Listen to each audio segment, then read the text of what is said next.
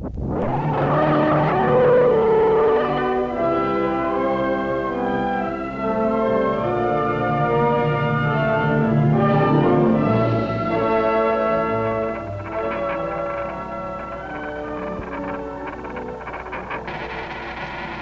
what a quarter a week can buy?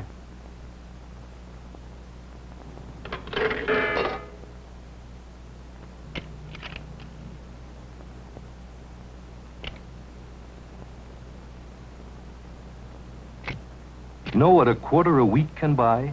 Think about it. There's 1 quarter a week you'll thank yourself for spending. Because that quarter will buy Medicare, President Kennedy's plan for health care for our older citizens through Social Security. Do you know what Medicare can mean? For senior citizens 65 and over, it can mean up to 90 days, 3 months of hospitalization. You only have to pay $10 for each of the first 9 days. You pay the doctor you choose.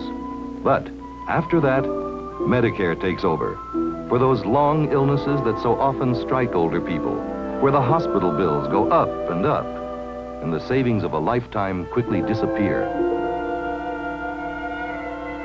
In so many of the illnesses of the elderly, long periods of a nursing home are necessary after the hospital. Medicare provides for that too, up to 180 days, 6 months a year, in a skilled nursing home. And Medicare would provide 240 visits by a visiting nurse in your home. Medicare would also include diagnostic service, examinations, complete payment over and above the first $20, no matter how many, no matter how expensive the tests. Medicare, like Blue Cross, is simply a means of paying the bills for the services covered. Medicare is insurance, paid up, non-cancelable health insurance when you retire after 65 for all the rest of your life, whether you have Social Security or not. You pay during your working years, and after retirement at 65, no more payments ever. A quarter a week can buy all this. So the things people plan and work for aren't wiped out by medical bills. A couple of years ago, we were all set, Ellen and me. The little house in the country was all paid up, and we'd retired on our Social Security and a small annuity. The kids came down sometimes, but not enough to suit us. Of course, it's a long trip, but we thought they'd get down here more than they did. Still, we enjoyed it. Ellen kept herself busy around the house. I had my hobbies. Nice weather, nice fishing with old Bill. Though, come to think of it, I'm pretty near as old as he is.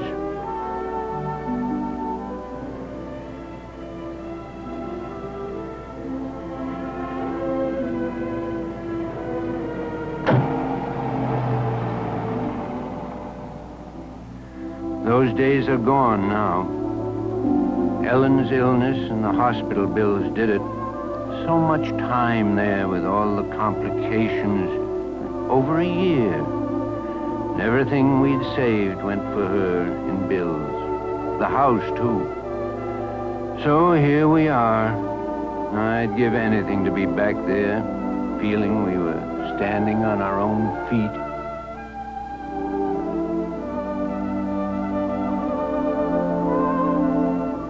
Medicare could prevent situations like these. Situations where big hospital bills wipe out the things people have saved a lifetime for.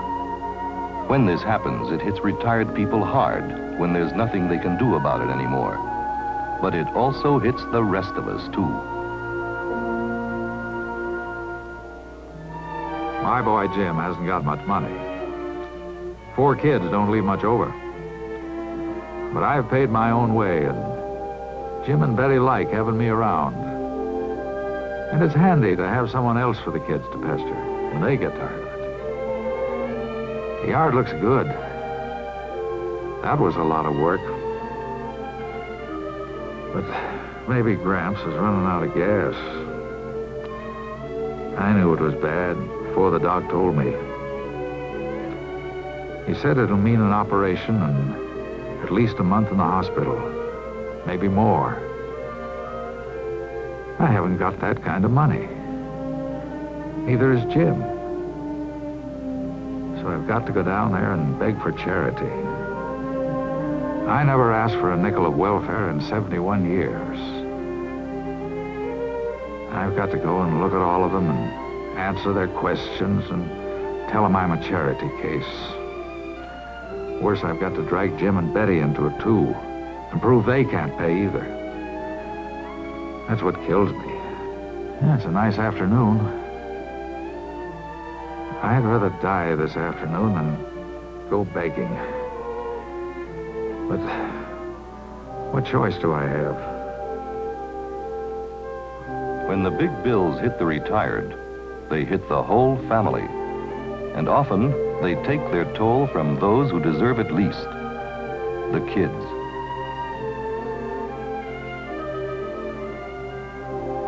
Just beginning to get our heads above water, do a few things for the kids, and bang, Mom's in the hospital.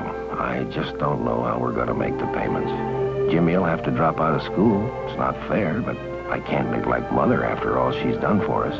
Sometimes there's just no way out. No way out but one, Medicare through Social Security, so that people are not caught in a medical situation they just can't handle. A quarter a week is all it would cost, and then we could all do something about it. Right now, someone is trying to do something about it, trying to get Congress to pass the Medicare bill so these things won't happen in this country. He lives at 1600 Pennsylvania Avenue in Washington, D.C. He is the President of the United States. I do not know why it's necessary for any of us who believe in this program to have to come and make speeches about it, because I do not know any problem or any remedy more obvious which now faces the Congress of the United States. The average older couple has about $50 a week to live on. The average older person living alone has about $20 a week. There is no room in that budget for a serious illness. Yet 1 in 6 will require hospitalization every year. The hospitalization will average 2 weeks, and the cost over $900. A $20 a week income, $1,040 a year, is hardly enough to pay for a $900 illness. Now, the person who has no resources, he gets a kind of treatment. He indicates that he's needy, and he gets some sort of help. But there's another person who I think is one that concerns us a good deal, and that's the person who may have $3,000 or $4,000 saved up, or who may own their own house with a mortgage, and may have 2 children who may be in their 40s. That person gets sick, the husband or the wife.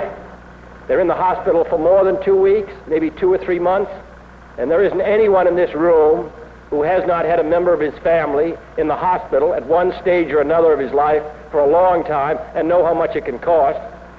So it may run up to $1,000 or $2,000, or even higher.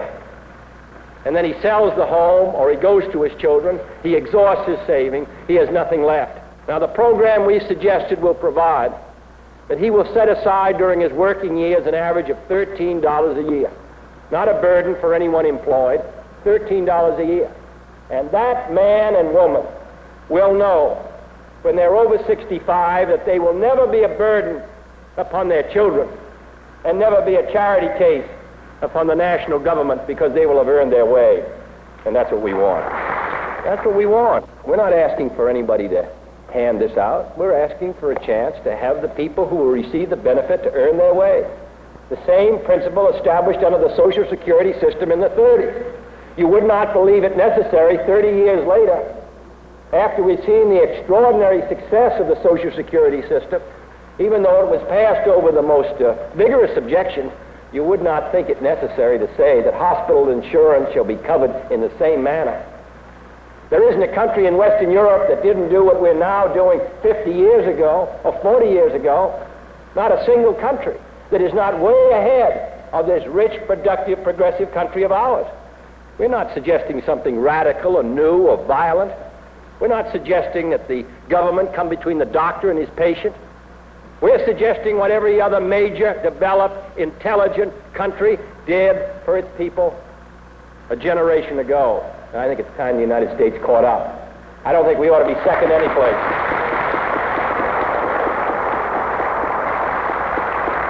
$0.25 a week. I think this bill will pass. We were defeated 4 votes 3 years ago. We lost it by 2 votes in the Senate more than a year ago. My prediction certain is that if the members of the Congress, House and Senate, have an opportunity to vote on this, that this bill will pass in the 88th Congress. And when it does, every man and woman in this room will know that it was not a victory merely by the members of the Congress or the executive branch, but this was one piece of legislation that was carried on the backs of the elder citizens of this country. President Kennedy addressed the convention of the National Council of Senior Citizens, an organization of nearly 2 million members of older people's clubs located in more than 1,500 different communities across the nation. Nearly 2,000 delegates from more than 40 states also participated in one of the most dramatic demonstrations which has ever occurred on the steps of the Capitol building. They traveled in a long line of motor coaches along famous Pennsylvania Avenue, and they carried with them 5,000 multicolored helium-filled balloons. The balloons, which carried a Medicare message, were released when the delegates reached the Capitol steps, and they soared high over the dome into the skies above the District of Columbia. On the steps of the House of Representatives, the delegates were joined by leading congressmen who support the president's program.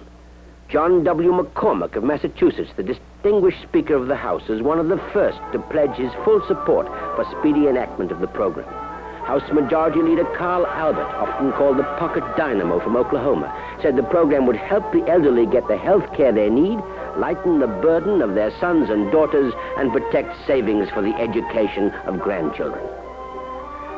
There was Congressman Sam Stratton of New York, Torbert McDonald of Massachusetts, Don Fraser of Minnesota, and John Dingell of Michigan, among the many lawmakers who pledged their support for the president's program to provide hospital insurance for older people through the time-tested Social Security and railroad retirement systems. And when the speeches were over, the senior citizens dispersed to all areas of the Capitol, visiting congressional delegations from their home states and visiting the individual offices of their own congressmen. Public opinion polls show that most Americans favor hospital insurance for the aged under the Social Security system. Write to your congressman today, urging his support for the hospital insurance bill. Let us help all Americans to make provisions through Social Security contributions for their health care in retirement.